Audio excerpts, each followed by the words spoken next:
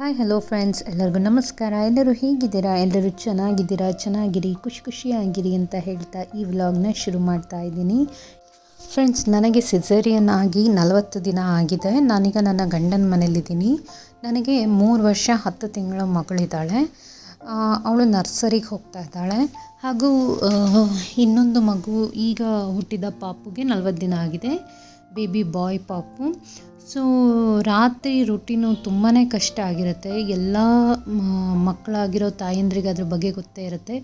ಮಕ್ಕಳು ರಾತ್ರಿ ಮಲಗಲ್ಲ. ಇದು ಅದರದ್ದೊಂದು ಸಣ್ಣ ಕ್ಲಿಪ್ಪಿಂಗ್ ಇಲ್ಲಿ ನಾನು ನಿಮ್ಮೊಟ್ಟಿಗೆ ಶೇರ್ ಮಾಡ್ತಾ ಇದ್ದೀನಿ.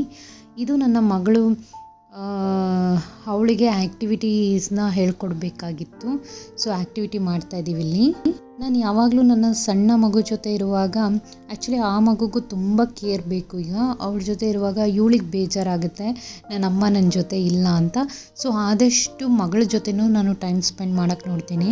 ಅವಳದು ಸ್ಕೂಲ್ ಹೋಮ್ವರ್ಕ್ ಇರಬಹುದು ಅಥವಾ ಅವಳಿಗೆ ಏನಾದರೂ ಆ್ಯಕ್ಟಿವಿಟಿ ಕೊಟ್ಟರೆ ಅದರಲ್ಲಿ ಇನ್ವಾಲ್ವ್ ಆಗೋಕ್ಕೆ ನಾನು ಇಷ್ಟಪಡ್ತೀನಿ. We'll do one by one. Is banana healthy? Yes. Do you like banana Sumo? Yeah. Okay, paste it properly. Taste it. Like this you should do, otherwise it will come out. Which one is healthy now? This. Chicken? Yeah, your favorite? Yeah, my favorite. Is it? ಮಕ್ಕಳ ಮನಸ್ಸು ತುಂಬ ಸೂಕ್ಷ್ಮ. ಈಗ ಅವಳಿಗೆ ಎಲ್ಲ ಅರ್ಥ ಆಗ್ತಾ ಇದೆ. ಸೊ ಹಾಗಾಗಿ ನಾನೇನಾರು ಸ್ವಲ್ಪ ಅವಳ ಜೊತೆ ಅವಳು ಕರೆದಾಗ ಅಥವಾ ನಾನಾಗಿ ಅವಳ ಜೊತೆ ಸ್ವಲ್ಪ ಟೈಮ್ ಸ್ಪೆಂಡ್ ಮಾಡಿಲ್ಲ ಅಂದರೆ ಬೇಗ ಅವಳಿಗೆ ಮನಸ್ಸಿಗೆ ಬೇಜಾರಾಗುತ್ತೆ. ಸೊ ಹಾಗಾಗಿ ನಾನು ಅವಳ ಜೊತೆನೂ ಟೈಮ್ ಸ್ಪೆಂಡ್ ಮಾಡೋಕ್ಕೆ ಇಷ್ಟಪಡ್ತೀನಿ. ಆಮೇಲೆ ಅವಳಿಗೆ ಊಟ ಮಾಡಿಸೋದು, ಅವಳು ಮಲಗಿದ ನಂತರ ನನಗೆ ಈಸಿ ಆಗುತ್ತೆ. ಬಟ್ ಕೆಲವೊಮ್ಮೆ ಈ ಪಾಪುನೂ ಅಳ್ತಾ ಇರ್ತಾನೆ. ಪಾಪು ಈಗಷ್ಟೇ 40 ದಿನ ಕಳೆದಿರೋದ್ರಿಂದ ಅವನು ಅಳ್ತಾನೆ ಇರ್ತಾನೆ.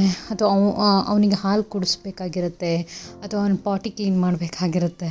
ಆವಾಗ ನಾನು ಮಾಡುವಾಗ ಪಾಟಿ ಕ್ಲೀನಿಂಗ್ ಎಲ್ಲ ಹಸ್ಬೆಂಡ್ ಹೆಲ್ಪ್ ಮಾಡ್ತಾರೆ. ಬಟ್ ಹಾಲು ಕುಡಿಸುವಾಗ ನಾನು ಕುಡಿಸ್ಲೇಬೇಕು. ಸೊ ಆವಾಗೆಲ್ಲ ಅವಳು ಅವಳ ಅಪ್ಪನ ಸಹಾಯ ತೊಗೊತಾಳೆ. ಸೊ ಹೀಗೆ ಇಬ್ಬರು ಮ್ಯಾನೇಜ್ ಮಾಡ್ಕೊಂಡು ಹೋಗ್ತಾಯಿದ್ದೀವಿ. ಮಕ್ಕಳನ್ನ ದೊಡ್ಡದು ಮಾಡೋದ್ರಲ್ಲಿ ತಂದೆ ತಾಯಿ ಇಬ್ಬರದ್ದು ರೆಸ್ಪಾನ್ಸಿಬಿಲಿಟಿ ತುಂಬಾ ಇರುತ್ತೆ. ಇಲ್ಲಿ ನೋಡಿ, ರಾತ್ರಿ ಫುಲ್ಲು ಟೈಮ್ ಆಗಿದೆ. ಇವನಿನ್ನೂ ನಿದ್ದೆ ಮಾಡಿಲ್ಲ.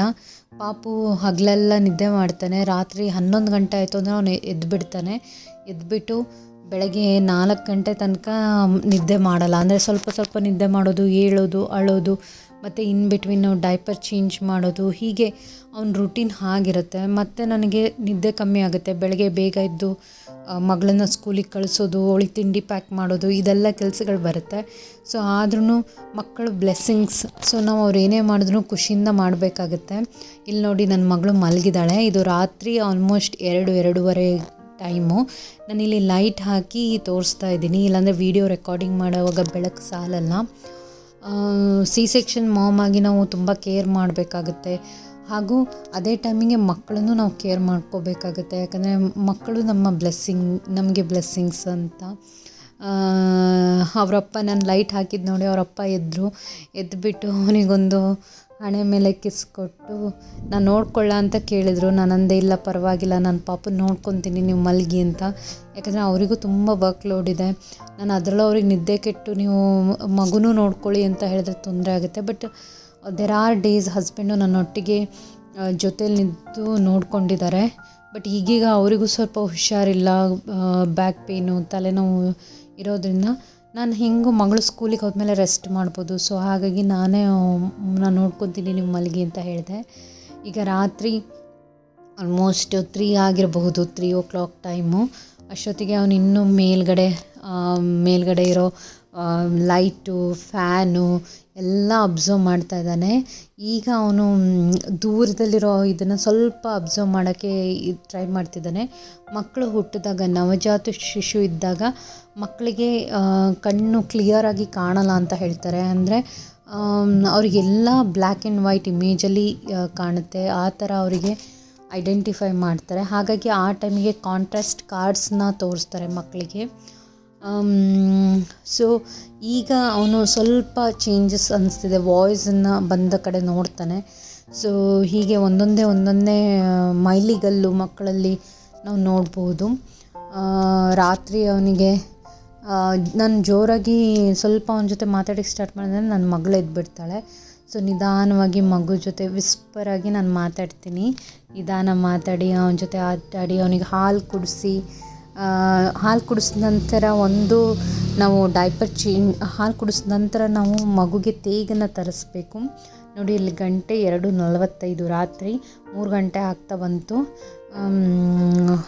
ಇದು ನಾವು ಹಾಲು ಕುಡಿಸಿದ ನಂತರ ಮಗುಗೆ ತೇಗನ್ನ ತರಿಸ್ಬೇಕು.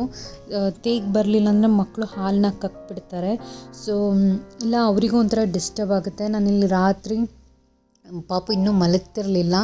ಸೊ ಸ್ವಲ್ಪ ಹೊತ್ತು ಹಾಲಲ್ಲಿ ನಾನು ವಾಕ್ ಮಾಡೋಣ, ಕೆಲವೊಮ್ಮೆ ಹಾಲಲ್ಲಿ ಆ ಕಡೆಯಿಂದ ಈ ಕಡೆ ಒಂದು 5-6 ಸಲ ಓಡಾಡಿಸಿದ್ರೆ ಅವನು ಬೇಗ ನಿದ್ದೆ ಮಾಡ್ತಾನೆ.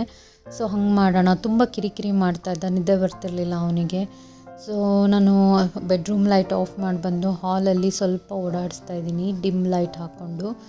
ಸೊ ಹೀಗೆ ಕೆಲವೊಮ್ಮೆ ಮಲಗ್ತಾನೆ, ಕೆಲವೊಮ್ಮೆ ಮಲಗಲ್ಲ. ಸೊ ನೀವು ಆ್ಯಸ್ ಅ ನ್ಯೂ ಮಾಮ್ ನಿಮ್ಮ ಎಕ್ಸ್ಪೀರಿಯನ್ಸ್ನ ನೀವು ಕಮೆಂಟ್ ಸೆಕ್ಷನಲ್ಲಿ ತಿಳಿಸಿ. ನೀವೇನಾದರೂ ನನ್ನ ವೀಡಿಯೋನ ಫಸ್ಟ್ ಟೈಮ್ ನೋಡ್ತಾ ಇದ್ದೀರಾ, ಇನ್ನೂ ಸಬ್ಸ್ಕ್ರೈಬ್ ಆಗಿಲ್ಲ ಅಂದರೆ ಸಬ್ಸ್ಕ್ರೈಬ್ ಆಗಲಿ. ತುಂಬ ಒಳ್ಳೆ ಕಂಟೆಂಟ್ನ ನಾನು ಕೊಡ್ತೀನಿ. ಹಾಗೂ ನಿಮ್ಮ ಸೆಕ್ಷನ್ ಜರ್ನಿ ಹೇಗಿತ್ತು ಅಂತಲೂ ತಿಳಿಸಿ. ನನಗೆ ಈಗ ಸ್ವಲ್ಪ ಪರವಾಗಿಲ್ಲ, ಸ್ಟಿಚಸ್ ಎಲ್ಲ ಗುಣ ಆಗಿದೆ, ಅಂದರೆ ಅದು ಹೀಲ್ ಆಗಿದೆ. ಬಟ್ ಒಳಗಿನ ಸ್ಟಿಚ್ ಹೀಲ್ ಆಗೋಕ್ಕೆ ಇನ್ನೂ ಟೈಮ್ ತೊಗೊಳುತ್ತೆ ಫ್ರೆಂಡ್ಸ್. ಈ ಟೈಮಿಗೆ ನಾವು ಡ್ರೈ ಫ್ರೂಟ್ಸ್ನ ನೆನೆಸಿಟ್ಟು ಬೆಳಗ್ಗೆ ತಿನ್ನೋದು ತುಂಬ ಒಳ್ಳೆಯದು. ಹಾಗೂ ನಾನು ಹೇಳಿದಾಗೆ ಕ್ಯಾಲ್ಶಿಯಂ ಮತ್ತು ಅಯನ್ ಟ್ಯಾಬ್ಲೆಟ್ ಸ್ಕಿಪ್ ಮಾಡಬೇಡಿ. ನಿಮ್ಮ ಗೈನಕಾಲಜಿಸ್ಟ್ ಎಷ್ಟು ತಿಂಗಳ ತನಕ ತೊಗೊಳಕ್ಕೆ ಹೇಳಿದ್ದಾರೆ ಅದನ್ನು ತೊಗೊಳ್ಳಿ. ಮತ್ತು ನಿಮಗೇನಾದ್ರು ಥೈರಾಯ್ಡ್ ಇತ್ತಂದರೆ ಅದನ್ನು ಎವ್ರಿ 6 ವೀಕಿಗೆ ಒಮ್ಮೆ ಅದನ್ನು ಚೆಕ್ ಮಾಡಿಸಿ ಅದಕ್ಕೆ ತಕ್ಕಂಥ ಟ್ಯಾಬ್ಲೆಟ್ನ ತೊಗೋಬೇಕಾಗತ್ತೆ, ಅದನ್ನು ತೊಗೊಳ್ಳಿ.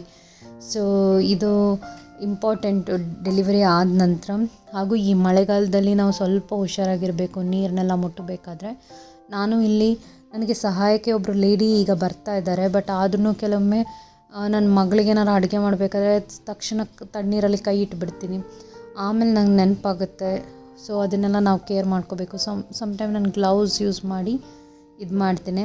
ನನಗೆ ಫುಲ್ಲು ನಿದ್ದೆ ಬರ್ತಾಯಿದೆ, ಆದರೂ ಸುಸ್ತಾಗ್ತಾಯಿದೆ, ಆದರೂ ಏನೂ ಮಾಡೋಕ್ಕಾಗಲ್ಲ. ನಾವು ಸ್ವಲ್ಪ ದಿನ ಮಗುವೊಂದಿಗೆ ಅಡ್ಜಸ್ಟ್ ಮಾಡ್ಕೊಳ್ಳೇಬೇಕು. ಮೊದಲೆಲ್ಲ ಕಾಲೇಜಲ್ಲಿದ್ದಾಗ ಅನಿಸ್ತಾಯಿತ್ತು, ನೈಟ್ ಔಟ್ ಮಾಡ್ತಾಯಿದ್ವಿ ಹಾಸ್ಟೆಲಲ್ಲಿದ್ದಾಗ ಫ್ರೆಂಡ್ಸ್ ಜೊತೆ ರಾತ್ರಿ ಲ್ಯಾಪ್ಟಾಪಲ್ಲಿ ಮೂವಿ ಹಾಕ್ಕೊಂಡೆಲ್ಲ ನೋಡ್ತಾಯಿದ್ವಿ ರೂಮ್ಮೇಟ್ಸ್ ಜೊತೆ. ಈಗ ಅವಾಗೆಲ್ಲ ಅನಿಸ್ತಿತ್ತು ನೈಟ್ ಔಟ್ ಈಸಿ ಅಂತ. ಬಟ್ ಈಗ 2 ಮಕ್ಕಳು ಆದ ನಂತರ ನೈಟ್ ಔಟ್ ಮಾಡೋದು ತುಂಬ ಕಷ್ಟ ಅನಿಸುತ್ತೆ. ತುಂಬ ಒಂಥರ ಇಂಬ್ಯಾಲೆನ್ಸ್ ಥರ ಆಗುತ್ತೆ. ಆದಷ್ಟು ನೀರು ಕುಡೀರಿ, ನೀರು ಚೆನ್ನಾಗಿ ಕುಡಿಲೇಬೇಕು. ಸೆಕ್ಷನ್ ಡೆಲಿವರಿ ಆದಮೇಲೆ ಕೆಲವ್ರ ಮನೇಲಿ ನೀರು ಕೊಡೋಲ್ಲ, ಬಟ್ ನೀರು ಕುಡಿಯೋದ್ರಿಂದ ತುಂಬಾ ಲಾಭ ಇದೆ ಫ್ರೆಂಡ್ಸ್. ಅದು ನಮಗೆ ವೆಯ್ಟ್ ಲಾಸಿಗೂ ಹೆಲ್ಪ್ ಮಾಡುತ್ತೆ. ನೋಡಿ ಈಗ ನಾನು ಓಡಾಡಿಸಿ ಬಂದ ನಂತರ ಪಾಪು ಈಗ ನೆಮ್ಮದಿಯಾಗಿ ಮಲಗಿದ್ದಾನೆ. ಗಂಟೆ 4:15 ಆಯಿತು. ನಾನು ಈಗ ಮಲಗಬೇಕಂತ ಇದ್ದೀನಿ. ನಿಮಗೆ ಈ ವಿಡಿಯೋ ಇಷ್ಟ ಆದರೆ please like, share and subscribe to my channel. Thank you for watching my video friends. Take care.